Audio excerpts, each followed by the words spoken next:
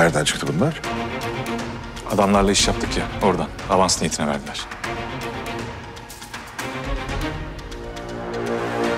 En az 2 milyon dolar var burada. Cici annemizin de gözleri maşallah para sayma makinesi gibi. Firuzan bir bakışta sahtesiyle gerçeğini ayırt edebiliyordun değil mi?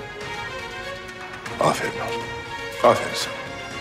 Bir uyuşturucu parası getirmedin kalmıştı eve. Aferin.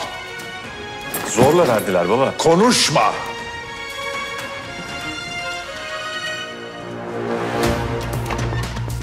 Siz ne yapıyorsun?